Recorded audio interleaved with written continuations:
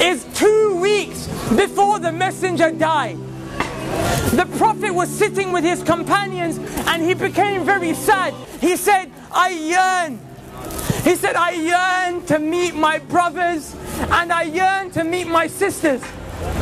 Bilal radiallahu anhu looked to the Prophet and he said, Ya Rasulullah, your brothers and your sisters are here, we're here. And the Prophet looked at all of his companions. He looked at Abu Bakr, Uthman, Ali, the greatest people to walk the face of this earth from this ummah, and he said, you are not my brothers. You're my companions. He said, my brothers and my sisters are those who will come. They will believe in me and they have not seen me. And the Prophet said, I can't wait. I wish I could meet you guys.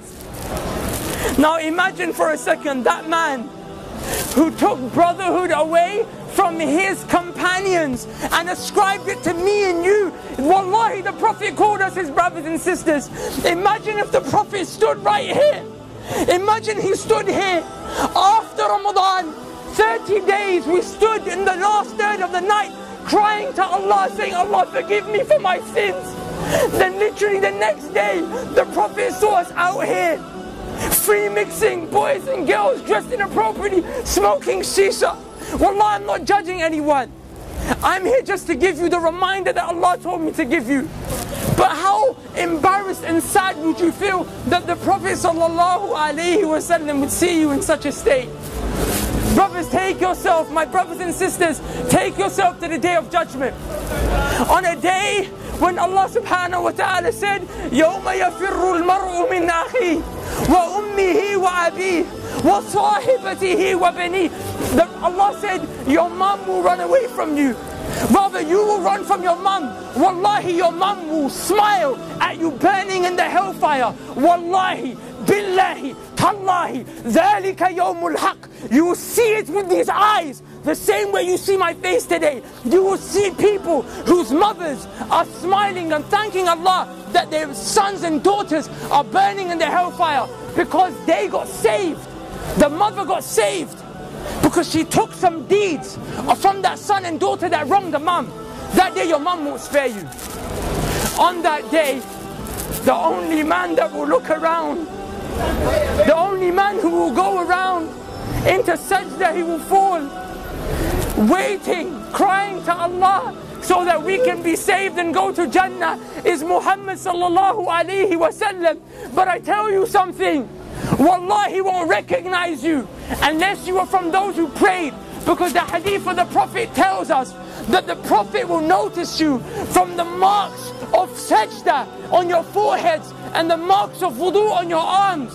The Prophet sallallahu alayhi wa sallam will go to certain people, however, people like us who pray in Ramadan. So we're going to have a few marks of sajda, we're going to have a few parts of wudu on our arms, but we didn't worship Allah like we were supposed to. We were Ramadan Muslims, Eid Muslims, Jummah Muslims. The Prophet will see people like that.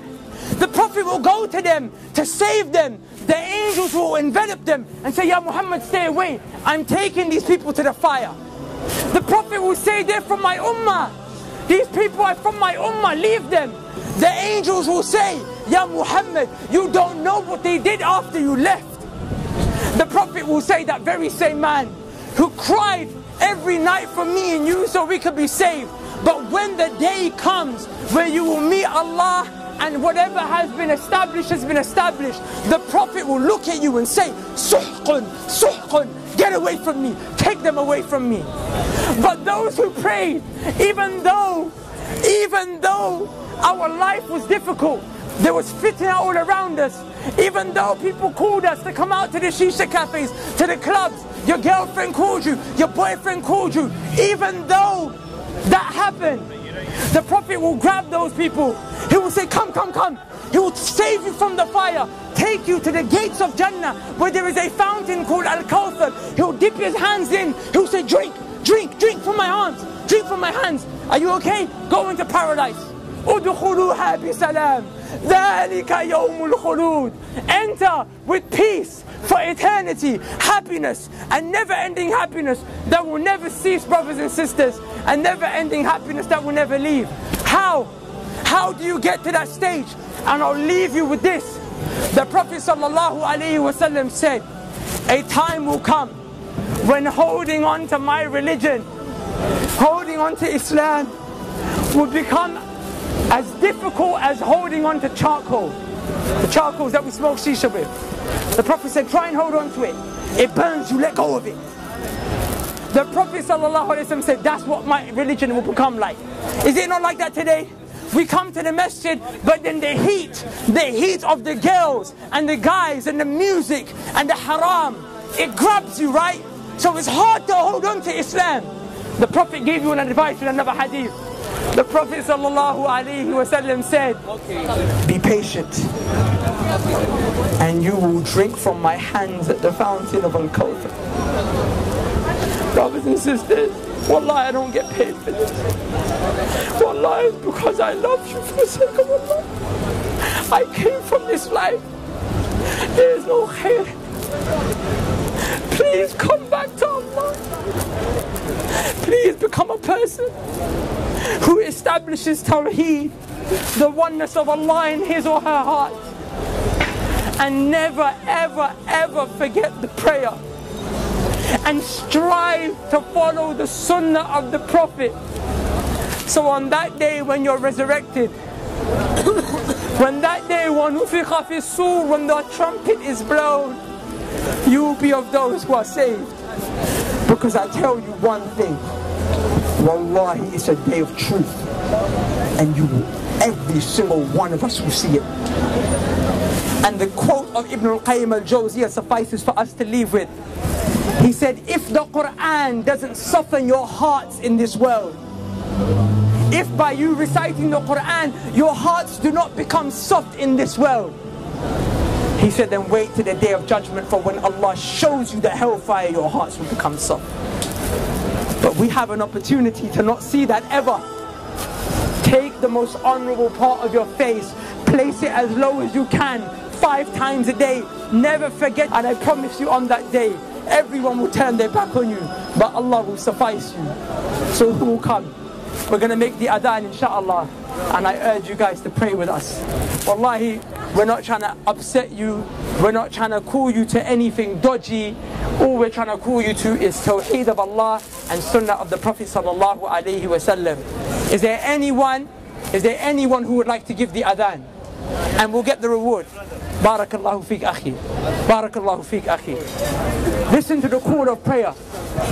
The Qibla is this way, inshallah. This way.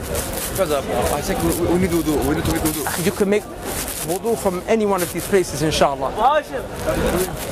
Assalamu alaikum. Alhamdulillah, we're from Germany. MashaAllah. We came today, SubhanAllah, give me a number. Assalamu alaikum. Akhi, the riwayah which you mentioned. Level not your toes. استوى اعتدلوا. الحمد لله رب العالمين الرحمن الرحيم مالك يوم الدين إياك نعبد وإياك نستعين اهدنا الصراط المستقيم صراط الذين أنعمت عليهم وتكون الجبال كالإهل المنفوش فأما من ثقلت موازينه لكم دينكم ولي دين. الله أكبر.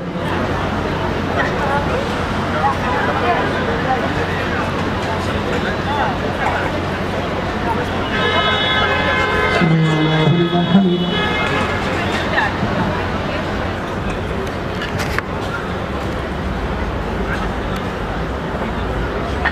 السلام عليكم ورحمة الله. السلام عليكم ورحمة الله.